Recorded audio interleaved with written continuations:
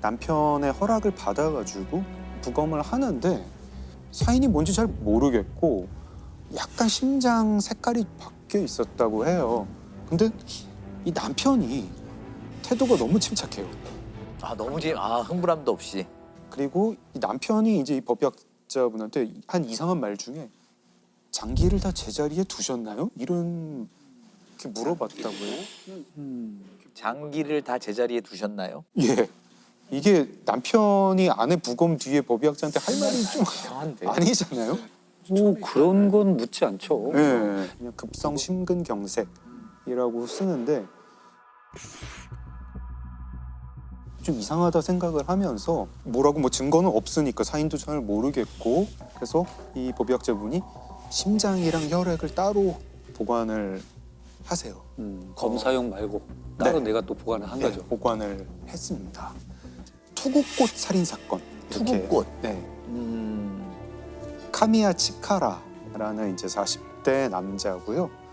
이 남자는 사건 일어날 때 부인과 결혼한 지 불과 3개월밖에 안 됐었어요. 신혼부부였죠. 네. 이들 부부는 오키나와를 여행을 합니다. 오키나와를 여행을 하다가 여행 마지막 날 이제 호텔에서 같이 아침을 먹고 체크아웃을 하고 공항에 가요. 공항에 가서 카미야는 나는 이제 급한 일이 생겨서 돌아가겠다. 당시에는 친구들이랑 여행을 계속 해라. 네, 이래가지고 이때가 한 12시쯤인 것 같아요. 카미야는 이제 가고 이 부인은 친구랑 같이 오키나와 섬 옆에 이시가키 섬이라고 섬을 가요. 네. 이제 이시가키 섬에 도착하니까 1시 조금 안 되고 택시를 타고 호텔로 가는데 네. 거기서부터 이 카미야의 젊은 부인이 좀 상태가 안 좋아져요. 막 땀을 막 흘리고 뭐 좀 약간 호텔에 가서는 급격히 상태가 안 좋아져가지고 막 구토를 하려고 하고 약간 마비 증상이 오는 것 같고 그래서 친구들이 구급차를 불러가지고 병원으로 갔는데 3시쯤 병원에서 사망을 해요. 이상하죠. 전날까지 멀쩡하던 그렇죠. 사람이 나이가 많은 것도 아니고 누가 봐도 변사인데 그렇죠. 그리고 이 친구들이 남편을 좀 의심을 합니다. 이 남편이 카미야라는 남자가 알게 된 지 6일 만에 청혼을 하는데 부인한테 자기가 공인회계사다 이렇게 얘기를 했는데 친구들이 보기에 좀 이 남자가 공인회계사 같지가 않은 거예요. 그래서 공인회계사 명단을 입수를 해가지고 봤더니 거기에 카미야 치카라라는 이름은 없었어요. 그래서 당신 공인회계사 아니지 않냐 했더니 카미야는 내가 공인회계사는 아니고 중소기업에서 회계를 봐주는 컨설팅 일을 하고 있다. 뭐 이러면서 대충 어물쩍 넘어갑니다. 그리고 좀 으스스한 게 카미야가 집에서 자기가 영양제를 만드는 사람이었어요. 자기가 영양제를 만들어서 부인한테 맨날 먹였어요. 그러니까 이거 좀 이상하죠. 그래서 친구들이 경찰에도 이거를 제보를 하고 언론사에도 제보를 하고 보험회사에도 연락을 합니다. 혹시 이 사람 생명보험 든 거 없냐? 카미야는 처음에는 자기가 보험 든 게 없다고 했는데 나중에 보니까 있었어요. 있었고 아내 이름으로. 아내 이름으로 액수가 너무 컸어요. 1억엔이 넘는 수령액을 받게 돼 있는데 이게 1986년 일이었으니까 당시 환율로 한국 돈 10억 원에 해당하는 돈을 받게 될 예정이었고 그러니까 지금의 가치로 따지면 한 30억 정도 된다고 해요. 너무 의심스럽잖아요. 모든 게 다 인과관계 있을 것 같은데. 네. 그래서 언론사가 먼저 취재를 합니다. 이 카미야 치카라라는 사람 주변을 보다 보니까 이 사람이 결혼 이번이 사실 3번째였는데 앞에 부인, 그 앞에 부인도 다 심근경색으로 사망했어요.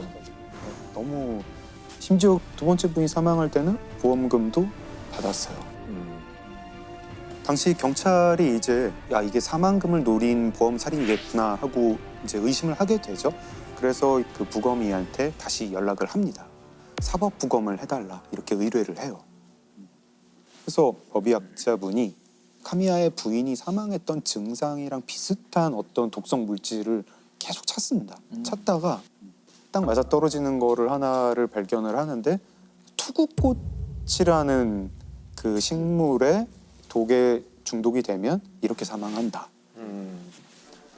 투구꽃은 뿌리에 독이 많고 그 독은 이제 우리 이제 현대 용어로는 아코니틴이라고 하는 독입니다. 네. 1g만 복용을 해도 사람이 사망을 하는 맹독입니다. 네. 증상은 일단 먹으면 입에서 침을 많이 흘리게 되고 전신마비도 되고 구토도 오고 부정맥이 오는 그런 신경독이에요. 그렇죠. 근데 당시 1986년에는 사람 피에서 아코니틴을 추출할 수 있는 방법이 없었어요. 기술도 없었고 그래서 이 법의학자 교수님이 어떻게 하셨냐면 당시에 다른 대학에 이 미세 검출기가 있는 대학이 있었는데 그 대학에 아코니틴을 추출할 수 있는 방법을 개발해 주세요. 부탁을 합니다. 그래서 개발을 하세요. 피를 그리로 보내요. 보냈더니 거기서 아코니틴이 나왔어요. 나왔고 근데 남편 너무 당당해요. 그죠. 네, 왜 당당하냐? 아코니틴은 섭취한 지 30분 만에 사람이 사망해요. 아 이미 떠났으니까. 네. 남편은 12시에 아내랑 헤어졌고 아내는 그 다음부터 뭘 먹은 게 없는데 그래요? 어떻게 3시에 사망할 수 있느냐. 심지어 남편이 이거를 자기가 그래서 억울하다 이러면서 나중에 방송에 나와서도 막 난 당당하다 이런 얘기를 합니다. はっきり申し上げておきますけども、私は全く何もやっておりません。やってないのにやったように報道されて大変迷惑を被ってますから。 경찰이 보기에 이 카미야 아무리 봐도 범인인데 어떻게 해야 될지 모르겠어가지고 일단 카미야를 조사를 했더니 이 사람이 투구꽃을 화분을 69개를 구입했다 어느 차원에서 있겠죠. 이런 걸 알게 됩니다. 그리고 이 남편이 아파트 월세방을 하나 따로 두고 있었어요. 그 월세방에서 바닥에서 아코니틴 성분이 나옵니다. 자, 그리고 이 남편이 무슨 약국에서 캡슐을 산 것도 알게 돼요. 그 영양제라고 만들었던 그 캡슐이겠죠. 근데 제보가 와요. 어느 어민이 제보가 오는데 내가 그 카미야라는 그 남자한테 보거를 엄청 팔았어요. 보고도 맹독이 그렇죠. 있는 동물이잖아요. 신경독이죠. 네, 신경독. 그래서 법의학자분이 계속 연구를 하시는데 굉장히 희한한 사실을 알게 됩니다. 보고독이랑 아코니틴이 몸에 들어오면 둘이 서로 방해를 해요. 기량작용. 네, 기량작용을 합니다.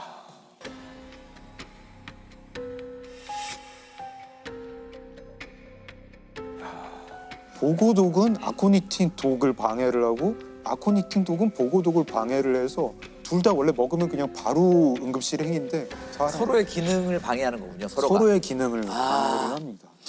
노벨상급입니다. 아니 그거를 세상에. 연구할 정도면 그냥 그 연구를 하지. 정도는 연구비로 받을 수 있을 텐데. 범인 카미야 치카라.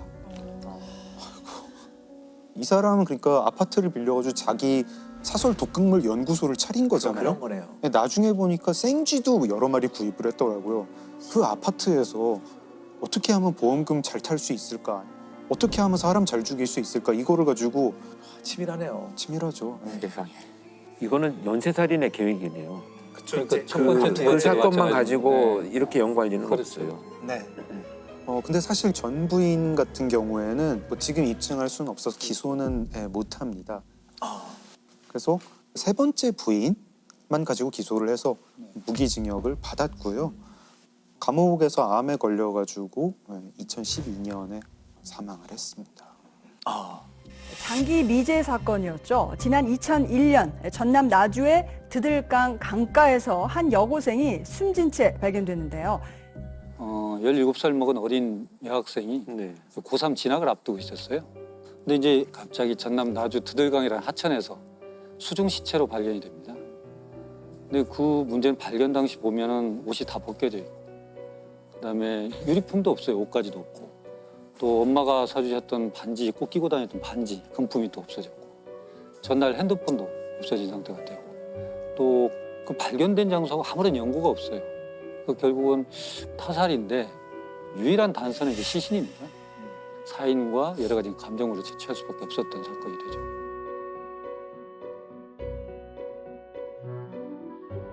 우선은 외표 상황에 보여졌던 것은 옷이 벗겨진 채로 여학생이 발견된 거기 때문에 성 관련 강력 사건 의심할 수밖에 없어요. 그래서 성폭행 과정 중에서 살아있는 상태 때문에 어떤 저항이나 반항, 억압 손상이 있을 걸로 보여지는데 이 손목이나 이런 쪽에 피하출혈이 있고 그럼 지압당했다는 거거든요. 그렇죠.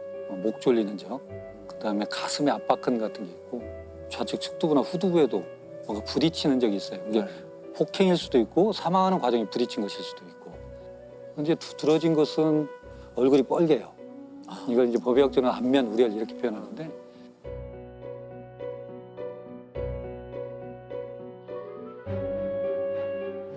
중요하게 봐야 될 것은 목을 조르면 안면 우렬이 나타나는데 중간에 풀어버리면 또 싹 사라져요. 근데 이게 시체에서 계속적으로 안면 우렬이 있다는 것은 사망할 때까지 목을 졸랐다는 거예요. 결국은 이건 경부압박이 있었다라고 보여지는 거고 여기서 이제 문제가 되는 게 또 있어요. 문제는 물속에서 발견됐으니까 피해자가 과연 물에 들어갔을 당시 생존한 상태였을까 사후였을까 이걸 봐야 되는데 살아있는 상태였다면 물을 마시게 돼요. 그렇게 되면 물을 먹고 뿜고 하는 과정에서 기도에서 경련이 생겨요. 그럼 우리가 포말이라고 하는데 작은 거품 덩어리들이 생깁니다. 이것은 살아있는 상태에서 물에 들어갔다는 강력한 증거예요. 우리 법의학적으로는. 또 하나는 물을 먹게 되면 이게 기도로 들어와서 폐를 통해서 전신순환을 거쳐요. 심장이 뛰고 있으니까. 그럼 물속에서는 부유 미생물이라는 플랑크톤이라는 게 서식하거든요. 네. 눈에는 보이지 않지만 플랑크톤이 노출되지 않은 다른 원격 장기. 콩팥에서도 플랑크톤이 검출이 돼요. 네. 그러면 물에 들어가서 숨을 쉬었다는 거거든요. 그런 형태로 물속에서 목이 졸렸다. 이렇게 보여지는 거죠. 네. 그래서 경부압박 질서하지만 익사의 기전도 개입이 됐다. 이렇게 저희가 결론 내리게 됩니다. 아까 말씀드린 대로 성 관련 사망이 의심이 되고 그래서 저희가 채취해서 DNA 검사를 하게 됩니다. 근데 이제 DNA가 나오면 사건이 쉽게 풀릴 것 같아요, 실은. 왜냐하면 그렇죠. 같은 사람만 찾으면 되니까요. 그래서 주변인들, 동네 사람들 또 그 강변 근처에 있었던 여러 사람들에 대해서 DNA를 대조하게 되죠. 한 200명 정도. 근데 거기서 다 나오지 않습니다. 그러니까 결국은 그냥 미제 사건으로 빠져버린 거예요. 딱 DNA가 나왔는데 거기에 적당한 사람이 없으면 이제 그렇죠. 완전히 미국에 못 빠지는 푸는 거네. 거죠. 그렇죠. 네. 근데 그렇게 돼버리고 그러던 참에 이제 한 10년 정도 흘러가지고 10년이 지났어요. 예. 그래서 어디에서 찾게 되냐면 우리가 2010년도에 DNA법이라는 게 있어요. 강간, 살인, 방화 이런 사람들의 강력범의 데이터베이스를 구축하는 법이 있었어요. 그래서 재소자나 뭐 전과자들에 대한 DNA를 다 데이터를 하는 와중에 2012년도에 목포 교도소에 수감 중인 김 씨의 DNA가 그 당시 확보했던 DNA 파일과 동일하다는 게 나옵니다. 그러면은 10년 전에 그 사건 때문에 채취한 DNA가 둘의 관계성을 누가 이렇게 대조해 보는 건 그게 이제 아니잖아요. 그렇죠. 그러나 우리가 이미 미제 사건의 범인으로 보인 DNA 파일을 갖고 있어요. 데이터를. 네. 그러고 이제 다시 강력범을 넣으면서 계속 대조를 합니다. 아, 서로 이렇게 자동으로 대조하게 돼 있나요? 그렇게 돼요. 일치군이 딱. 네, 네. 그래서 딱 나오게 된 거죠. 이 김 씨가 왜 교도소에 복역을 했냐면 2003년도에 네. 전당포에서 2명을 살해를 해요. 그리고 2명을 유기로 합니다. 유기로 했는데 옷을 싹 벗겨버렸어요.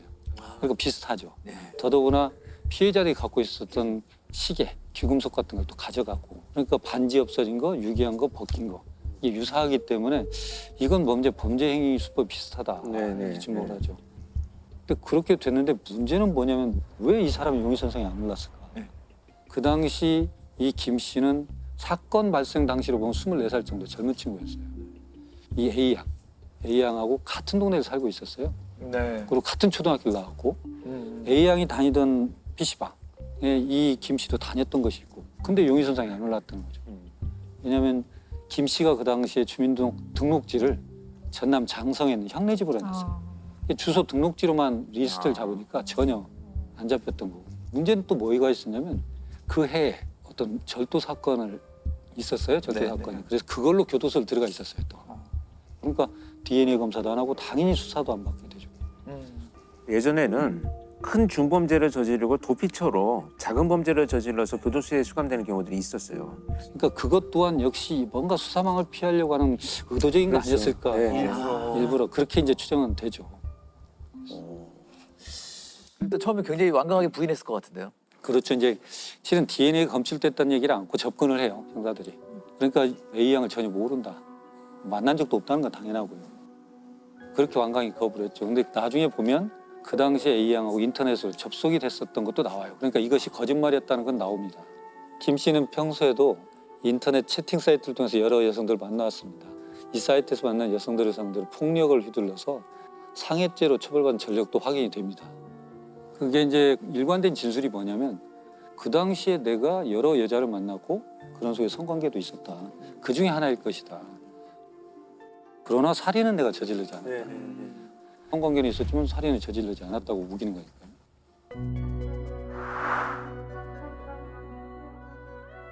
제3의 범인이 있을 가능성이 충분히 있죠.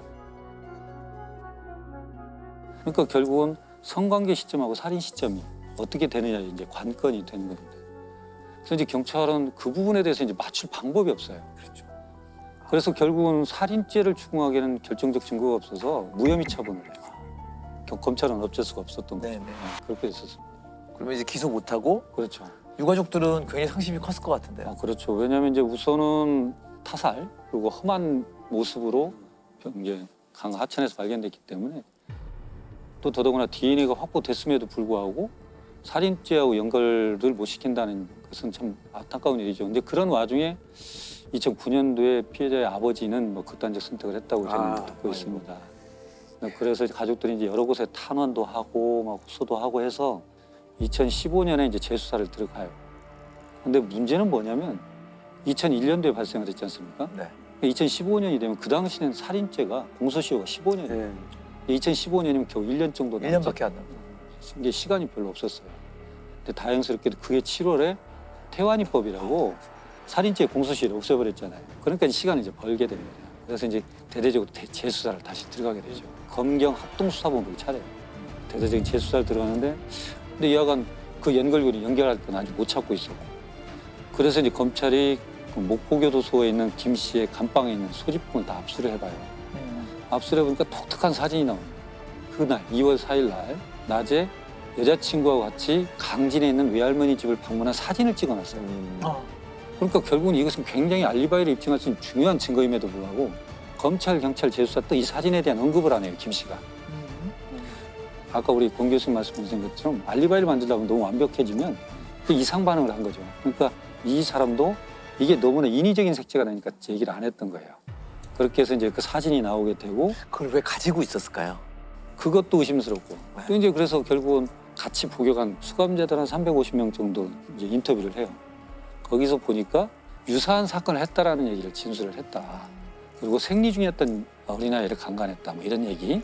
또 드들강에 대한 얘기도 하고 그걸 들었던 사람들이 있어요. 그것도 확보가 되고 여러 가지 정황은 김 씨가 맞아. 근데 문제는 성관계는 인정을 했잖아요. 근데 사망 시간과의 인과관계예요. 이게 이제 가장 관건이 됩니다. 그래서 아까 수중 시체로 발견됐다고 그랬잖아요. 그러니까 시신에서 증거가 소실될 확률이 높으니까 그래서 수사관들이 체액을 채취하는 과정을 정확히 기록을 했습니다. 뭐라고 기록을 했냐면 처음 채취할 때 입구에서 가까운 쪽을 할 때는 희멀건 정액이 나왔다. 묻어서 나왔어요. 면봉에. 그다음에 한 번 채취하고 두 번째 넣었을 때 깊숙이 집어넣었을 때는 끝에 생리혈이 붙어 혈흔이 있고 그다음에 정액이 섞이지 않은 상태 정확히 구분지어서 나왔다는 거예요. 이것을 이제 착안하신 겁니다. 왜냐하면 김 씨의 진술대로라면 성관계 이후에 며칠이 지났잖아요. 이 사람이 걸어서 다니거나 앉아있으면 중력이 작용하는 건 흘릴 수밖에 없어요. 혈흔과 정액은 섞일 수밖에 없습니다. 이렇게 경계가 명확하게 나왔다는 것은 이건 무슨 의미를 가질까 하고 이제 실험을 하세요, 이분이. 혈액은 본인 걸 뽑으시고 정액은 의사이신 아드님한테 정액을 받아가지고 둘을 놓습니다. 비닐팩에다가. 전혀 흔들지 않고 외력을 주지 않고 그러니까 전혀 섞이질 않아요. 6시간 반이 지남에도 불구하고. 그러다 잠깐 흔들었더니 바로 섞여요. 그러니까 이걸 가지고 이정균 교수님의 말씀은 뭐냐면 성관계 이후에 정액이 배출되고 움직일 수 있는 전혀 시간이 주어지지 않았다. 특히 앉아있거나 또는 움직이는 그런 생존 반응이 없다. 그러니까 성관계, 성폭력이 됐던 성관계 이후에 사망까지는 굉장히 인접한 시간이 있을 것이다. 그래서 실은 성관계한 사람이 살인에 기했을 가능성이 아주 높다. 이렇게 이제 감정서를 내서 그 좁혔던 거죠. 그래서 이제 사건이 이제 풀리게 되고. 그러나 이제 김 씨는 끝까지 아직도 아니다라고 하죠. 근데 그것이 이제 그렇게 항변했음에도 불구하고 여타 이것들이 다 돼서 이제 2017년도에 무기징역 살인죄로 되죠. 그리고 이제 이게 대단하시네요. 공소시효가 없어지고 네. 살인죄 공소시효가 없어지고 첫 유죄 판결이 있습니다.